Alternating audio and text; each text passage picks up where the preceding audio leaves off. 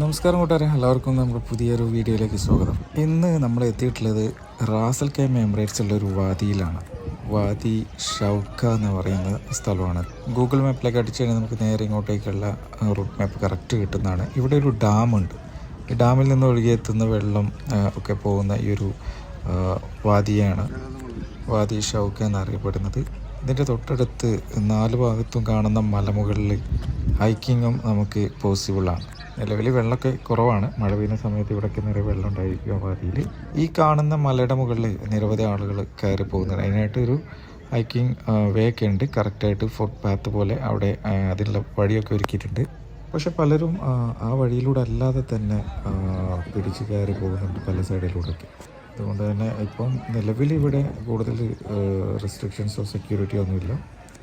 വൈകാതെ തന്നെ ഇവിടെ സെക്യൂരിറ്റി ഗാർഡ്സിൻ്റെ എണ്ണൊക്കെ വരും എന്നാണ് തോന്നുന്നത്, ഇപ്പോഴത്തെ ആളുകളുടെ പെർഫോമൻസ് ഒക്കെ കണ്ടിട്ട്.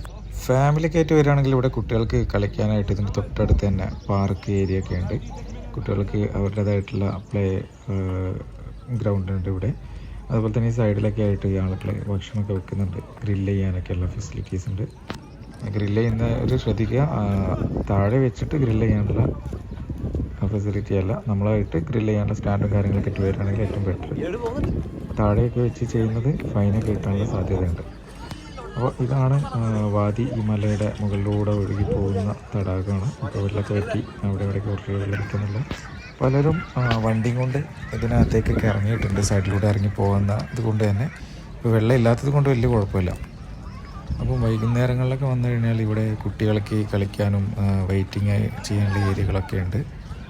എന്തായാലും നല്ലൊരു ആംബിയൻസ് തന്നെയാണ് ഇവിടെ വരുമ്പോൾ. എല്ലാവർക്കും എൻജോയ് ചെയ്യാവുന്നതാണ്. ഇവിടുത്തെ ഏറ്റവും വലിയ പ്രശ്നം എന്ന് പറഞ്ഞാൽ പാർക്കിംഗ് ആണ്. അപ്പോൾ പാർക്കിങ്ങിന് പ്രോപ്പറായിട്ടില്ല. പലരും വണ്ടി കൊണ്ടൊക്കെ വന്നിട്ടുണ്ടെങ്കിൽ പ്രോപ്പറായിട്ട് പാർക്ക് ചെയ്യാത്ത തന്നെയാണ് എല്ലാ പ്രശ്നങ്ങൾക്കും കാരണം പലരും റോങ് ആയിട്ടൊക്കെ പാർക്ക് ചെയ്ത് പോയിട്ട് വലിയ ബുദ്ധിമുട്ടാണ്.